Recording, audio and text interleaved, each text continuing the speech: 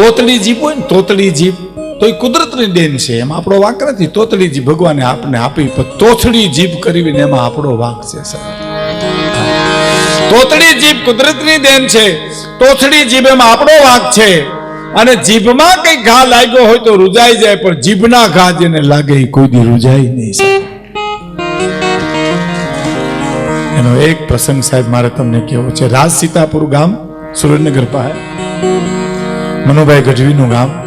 જેને દીકરા સંજય ગઢવી ધૂમ 1 ને ધૂમ 2 ફિલ્મ બનાવ્યા, એને એક પુસ્તક બહાર પાડ્યું છે મનુભાઈ ગઢવી. એમાં પ્રસંગ લખ્યો છે. ક્યાં વાત. મનુભાઈ કે હું રાજ સીતાપુર ગયો ને તો મને માણસે આવીને કીધું કે ફલાણા ભાઈ નામ છે, પણ હું તો ભૂલી ગયો છું. એમના ઘરેથી બેન ગુજરી ગયા છે, તો તમારે આવું? તો હા. એટલે સુટકેસ મૂકી ફાળિયું લઈને હું એને શમશાનમાં ગયો. શમશાન યાત્રા શમશાનમાં આવી, ચિતા ખડકાણી, બાઈને મૃતદેહને મૂક્યો, અગ્નિ મંડી બાઈના દેહને બાળવા. પણ કલાક, 2 કલાક, 3 કલાક પછી મનુભાઈ લખે છે એમાં કે એક ભાઈ આવ્યા જે વ્યવસ્થા કરતા હોય ને, એને કીધું ભાઈ કેટલીક વાર છે, આ તો બહુ મોડું થયું, 3 કલાક સુધી કાંઈ. પછી જે વ્યવસ્થા લઈને બેઠા હતા એની વડીલને બોલાય, અહીં આવો. તો કે એ ઓલી સોપારી જેવડી ગાંઠ છે ને, એ તલ નાખીએ તોય નથી બળતી, ઘી નાખીએ તોય નથી બળતી, એમાં વાર લાગે. અને વડીલ બોલ્યા, સાહેબ એ નહીં બળે. હે કે નહીં બળે? આ બેનને ઓળખું છું, એને ભાઈ નહોતો, મને જીભનો માનેલ ભાઈ કર્યો હતો. એકવાર એની હાહુએ મેણું માર્યું ને કે નભાઈ કાલ વેલી ઉઠ જાય, નભાઈનું વેણ એને કડવું માર્યું ને એની ગાંઠ વળી ગઈ ને, એ તલથી નહીં બળે અને ઘીથી નહીં બળે. એટલે કે સાહેલી સુણ સાહેલી મારી નંદલ મેના બોલે હૈરામાં નાચે રે. સુણ સાહેલી સુણ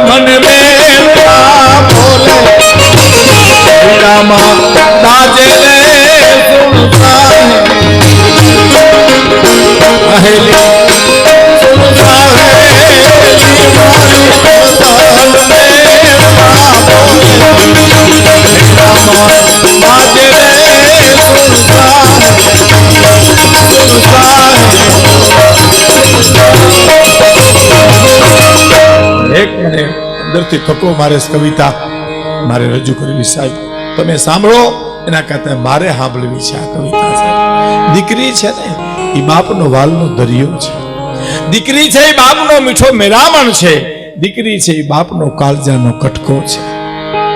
એનો એક પ્રસંગ કઈ અને મારે આખી કવિતા રજૂ કરવી છે. દીકરી વિદાય વખતે આંસુ પાડે, આપ જાણો છો, આપણે એમાંથી પસાર થયા છે. દીકરી રોવે, એ રોવે છે, એના આંસુ સુખના છે દુઃખના છે. સાહેબ એ આંસુ છે ને બે ના હોય, સુખના કે દુઃખના. તો સુખના છે તોય મારે તમારે જવાબ દેવો પડે, અને દુઃખના છે તોય મારે તમારે જવાબ દેવો પડે. પણ જવાબ ખોટા પડે આપણા. સુખના છે એમ કહીએ તો આપણે એમ કેવું પડે કે હાસ દીકરીને એમ કે આમાંથી છૂટી હવે હું હાહરવેલમાં આનંદ કરીશ, એ ખોટો જવાબ છે. દુઃખના છે એમ કેવું પડે તો આપણે એમ કેવું જોઈએ કે હવે એમ થયું કે મારી જિંદગી કેમ જાય છે ને હું તો ત્યાં દુઃખી થઈ જાય. નહીં, એ ખોટો જવાબ છે. આંસુ ક્યાં છે સાંભળજો.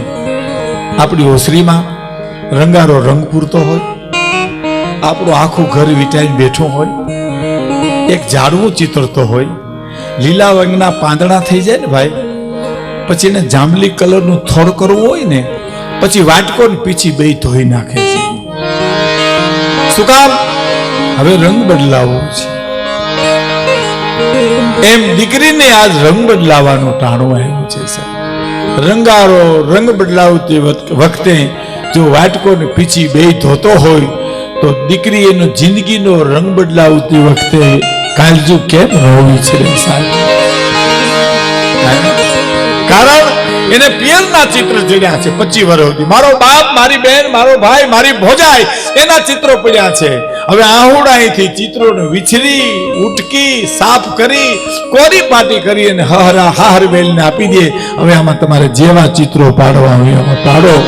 આ શું એ કાળજુ વિછરે છે સાહેબ, ધોઈ નાખે છે. અને આ શું વિછરીને ગઈ હોય, ઝાલાવાડી ધરતીમાં હારું હોય અને એમાં દુકાળ પડે, દુકાળ અનાજ ના પડે ને પુગાય છગનભાઈ, દુકાળ પાણી ના પડે ને પુગાય, દુકાળ માણહાઈ ના પડે ને ન પુગાય સાહેબ. પાણી ભરવા ગઈ, કઈ રહ્યું નહીં. એમાં તો ઠીકરું ઘડો હતો, ઘડો તૂટી ગયો, ઠીકરી એની ઠેહ લાગી. કવિ દાદ લખે કે પાણી વિનાના એ જ પાણી આરે ઠીકરી વાગી છે.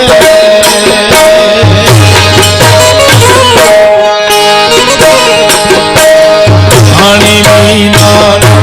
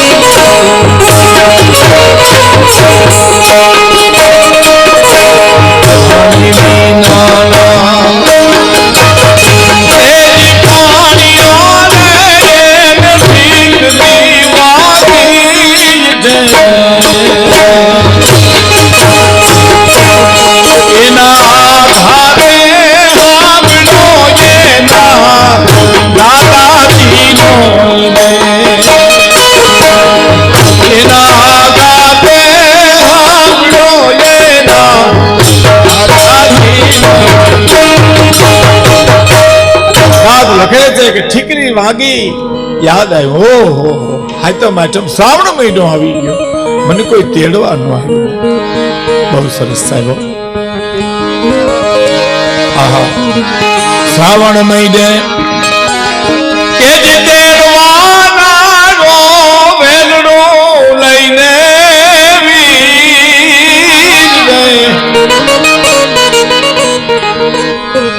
શ્રાવણ મહિને મને તેડવાના.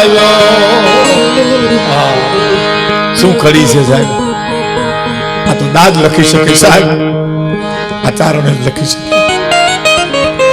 દીકરીના કાળજામાં કવિ દાદને પરકાએ પ્રવેશ કરવો પડે તો આવી કવિતા જન્મે સાહેબ. તો શું કે ખબર? શ્રાવણ મહિને મને લઈને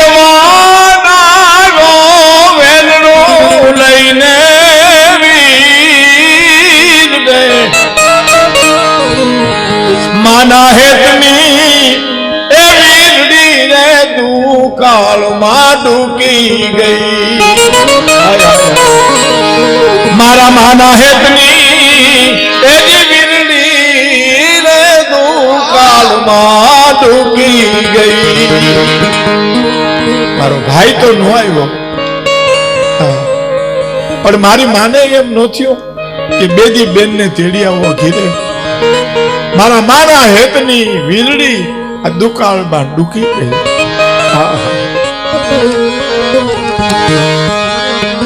શ્રાવણ મહિને એ મને તેડવાના રોવેલડો લઈને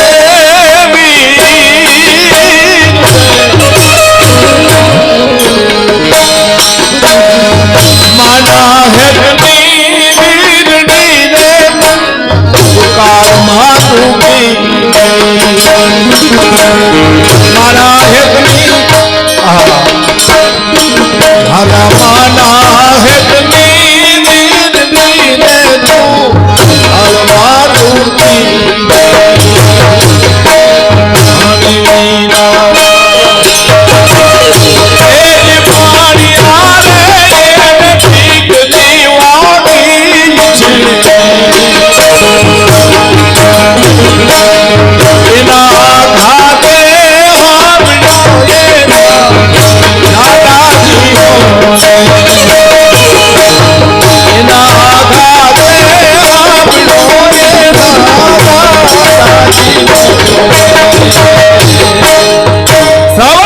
તેડવા નાયો મારું વેલડું લઈને ગઈ માના હેતની વીરડી દુકાળમાં ડૂકી ગઈ.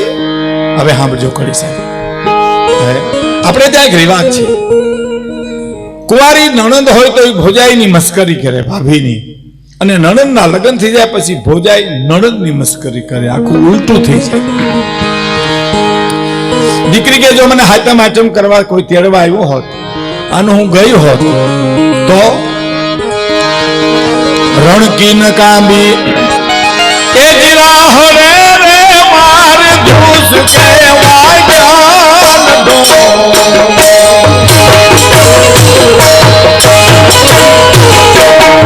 રણકી ન કાંબી એ જીરા હરે રે માર ધૂસ કે વાગ્યાન ડો હૈ મારે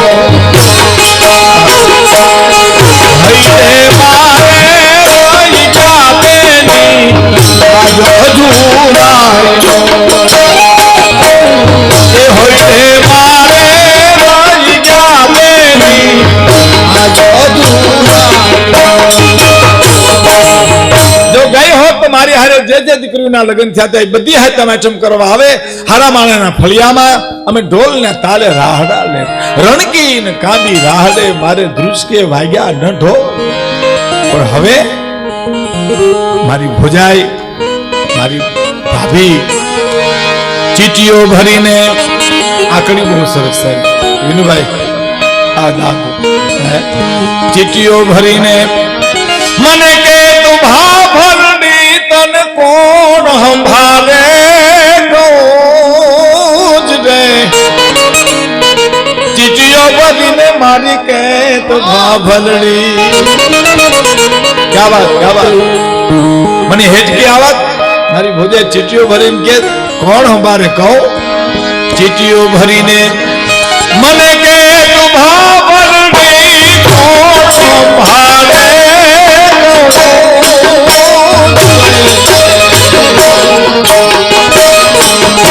ઈ વાતા બોલી ભાભરડી ના ઓરડા ભારત વાતા બોલી મારી ભાભરડી ના ઓરડા ભારત